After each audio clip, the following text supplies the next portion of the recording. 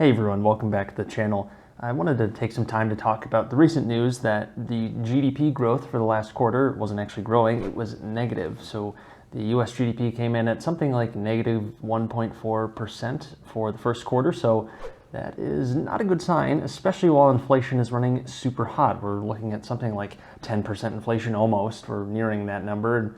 Depending on the way inflation is measured, you could say it's well over 10% right now, and that's just using the government's former metrics. If you look at something like shadow stats or one of those sort of alternative measurements that use what the government used to use when they calculated inflation many decades ago, then it would say that inflation is reading a lot higher than the current administration says it is. But regardless, inflation is high, GDP is shrinking.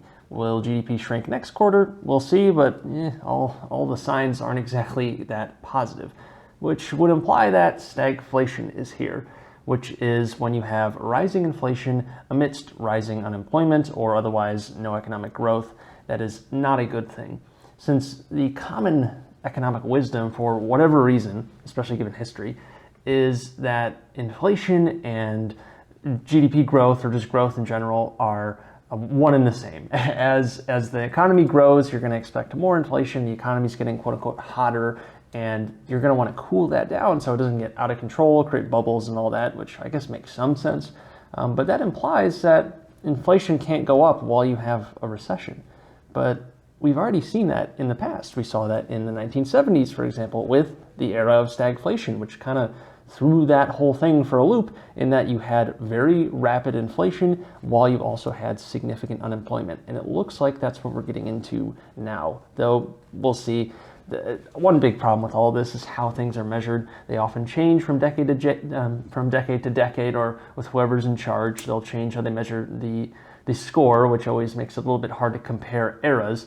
But just kind of getting a general vibe, it seems like we're in a similar sort of era compared to the 70s. Leading up to the 70s, you had a lot of government spending with the Great Society program, the war in Vietnam, and lots of government spending and debt spending, a lot more than you might have seen in previous decades, and not to the level we see now. But the point is there's a lot of spending, a lot of debt spending, and then you also had supply shocks at the same time with the oil crisis in the 70s, and it all just kind of culminated in this really poor environment, economically speaking, where you had a lot of money swimming around and not enough stuff, or at least the same amount of stuff as before. So you saw rapid inflation amidst also rising unemployment. Meanwhile, the Fed was trying to combat inflation by raising rates super, super high. And even that really wasn't that effective all the way until the 80s, or it sort of did, I suppose, but it just caused a lot of economic hardship in the meantime to try and curb this inflation beast. And maybe we're going to see something like that now, but the 1970s were a different time. Even though you can see a lot of similarities here, you see a bunch of government spending followed by a bunch of inflation and supply shocks, all kind of culminating in this rough environment. But the US debt to GDP level was a lot lower in the 70s than it is now. So there's not the same level of flexibility as there might have been before, at least that's what common wisdom might suggest. But hey, time will tell what actually happens. Now, as an investor, this is what you could talk about macroeconomic factors and all these things all you want, and who knows what's really going to happen. There are a lot of things that factor into that. But as an investor, especially in real estate, also in stocks, trying to think, what would the next steps be? What have some of the great investors done in times like these, or times sort of like these, where you have economic hardship, maybe high inflation, and you have the central bank, meanwhile, saying they're going to keep raising rates. We'll see if that actually happens. And I think to what someone like Sam Zell might have said back in the 70s, that's really where he made a name for himself as a very, very good real estate investor. He had liquidity going into the 1970s, into stagflation. He's always kind of had liquidity. That's kind of his shtick. And that's worked really well for him and many investors. When you're in a rough time, the more debt you have, the more risk you're coming into that hard time with, and the less room for error you have, but meanwhile, everything's falling around you. So that can get really, really bad really quickly. And at least what Sam Zell did in the 1970s is he had a lot of liquidity set aside. He had good access to at least decent credit. And because he was the only guy in town with enough liquidity to take on these otherwise poorly performing properties that over-leveraged themselves, he was able to get some pretty great deals below cost. That was a big thing he always focused on, trying to get those properties at below the level that it would cost to rebuild them. So, or to develop a new one, I should say. So he would come in, maybe assume the loan at an adjusted term, because he had that negotiating leverage with the bank that was just looking for anyone who could pay the loan. So having that ability to jump on a deal like that, not saying that's actually going to happen again, but that general premise, it holds true. Being able to jump on deals when no one else really can. And when you have liquidity, you have the ability to do that. Meanwhile, though, if things don't fall, you obviously have that cash drag problem, or the problem with not investing that liquidity in the meantime, and you're missing out on return. So it's a double-edged sword, of course. But if you're trying to take advantage of those sort of rock bottom deals where you get the biggest returns in history, you got to have something ready to go. And I'm thinking about that going into this new environment of high inflation, potentially higher unemployment, high rates even, where it's not going to be as easy as before necessarily to just go to a bank and say, hey, give me a mortgage for 95% of the property if you're owner occupying it. It might get harder to do that. Maybe not, but it might. And if that happens, how are you going to buy a property if you want to buy real estate? Do you have cash ready to go? Do you have other debt facilities to do that? But those might dry up too. And having options that way. Are you willing to assume someone else's mortgage to try and get into a property? I'm looking ahead here. I'm not saying you can do this very easily right now, because right now credit's still relatively easy to get, even if rates are going up. And there aren't a lot of highly distressed deals, at least compared to some of the great crises in history. But we might be getting to one of those crises pretty soon. So I'm just trying to think ahead how to potentially get ready for that, how to take advantage of that situation and put myself in a much better position once we're through it, which could take many years.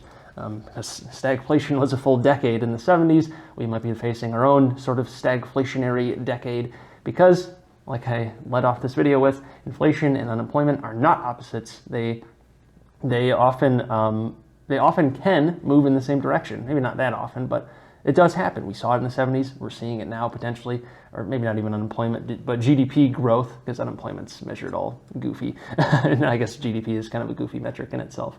But typically if GDP is growing, that implies the economy is growing, the amount of stuff in the economy that we're producing is growing, goods and services, but you're not really producing anything with services. I'm an attorney, so I provide services, but not providing tangible stuff. You can't really consume that in the same way. Not that services aren't worth anything.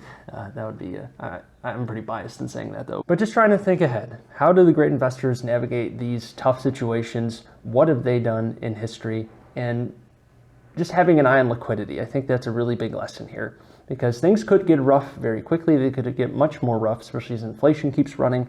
And you want to get yourself into maybe a hard asset or whatever it is, into a great company, a great stock.